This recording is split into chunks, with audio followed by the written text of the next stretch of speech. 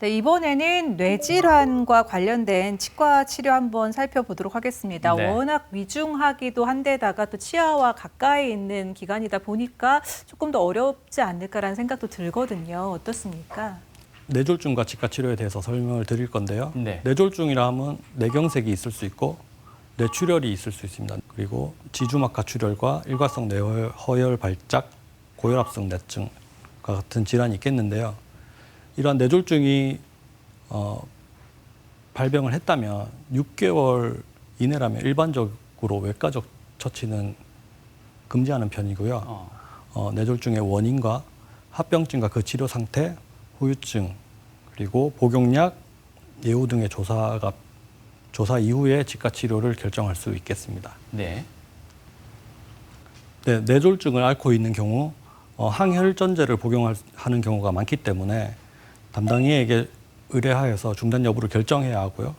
담당이가 판단했을 시 이 약을 중단했을 경우에 이제 뇌졸중이 일어날 수 있다고 판단이 되면 담당이가 이제 끊지 말라고 회신이 오게 되는데요. 그런 경우에는 치과 치료의 중요성과 이 뇌졸중의 위험도를 예. 비교해 본 다음 치과 치료를 미루거나 아니면 중단하지 않고 진행할 경우에는 이 지혈에 대한 대책을 세우고 치료를 해야 됩니다. 그리고 파킨슨병 치료제를 드시고 계시는 분들이 가끔 있으신데 이 파킨슨병 치료제를 드시고 계시는 분 같은 경우에 국소 마취제 이제 아드레날린이 포함되어 있는 경우에 이 파킨슨병 치료제와 상호작용을 일으킬 수 있기 때문에 이게 포함되지 않는 국소 마취제를 사용하게 되고요.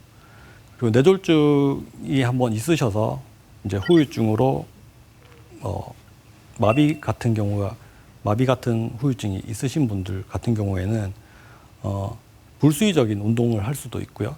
그리고 움직임이나 자세 유지가 어려운 경우가 많기 때문에 그런 점을 참고해서 치과 치료를 시행을 해야 되고 치과 치료 후에도 구강 관리나 위생 관리가 잘 안 되는 경향이 많기 때문에 간병인이나 보호자분께 철저하게 교육을 시켜 드리는 편입니다. 네. 다음으로 치매가 있는데요. 네. 치매는 사실 크게 상관이 없을 것 같은데 네. 치과 치료와 많은 주의를 요하고요. 치매 환자 같은 경우에는 이 증상의 진행 정도에 따라서 구강 위생 관리를 스스로 할 수 없는 경우가 많아요. 그리고 치료에 대한 이해도 불가하시고 설명을 해드려도 기억하지 못하시고 그렇기 때문에 치과 치료 후에 가족과의 분쟁이 일어나는 경우가 많고요. 환자 자신이 이제 스스로 건강 관리를 할 수 없는 상태가 되시기 때문에 가족이나 간병인에 대한 교육이 철저하게 필요하고요. 그리고 계속적으로 이제 입을 움직이신다거나 이를 가신다거나 아니면 식품을 섭취하지 않을 시에도 이를 꽉 깨물고 계신다거나 그런 불수의적 운동이 계속되기 때문에 치과 치료 예후가 안 좋다고 보시면 되겠습니다. 다음으로 간질이라는 뇌전증에 대해 알아보겠는데요.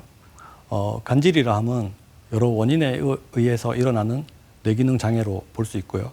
이 대뇌 뉴런이 과잉 흥분이 돼서 반복성으로 발작을 일으키는 증세라고 보시면 되겠습니다. 이 간질 치료를 받은 환자의 경우에 2년 이상 발작이 없고 안정된 상태가 아닌 경우에 치과 치료 행위 자체가 이 간질 발작을 유발하는 요인이 될 수 있기 때문에 치료를 피해야 되겠습니다. 그리고 간질약 중 아까 고혈압 약처럼 페니토인이라는 약물은 섬유성 치은 증식으로 치은 증식증을 일으킬 수 있기 때문에 그 부분을 환자분들에게 말씀을 드려야 되고요. 만약에 치은 증식이 있다면 구강 위생 교육을 철저하게 시켜야 되겠습니다. 대부분의 질환이 그렇겠습니다만 특히나 말씀하셨던 이 뇌질환을 가진 환자들이 치과 치료를 받을 때는 담당 의사와의 협진도 물론 중요하겠습니다만 보호자, 네. 이 간병인의 역할이 무엇보다 중요할 것 같습니다.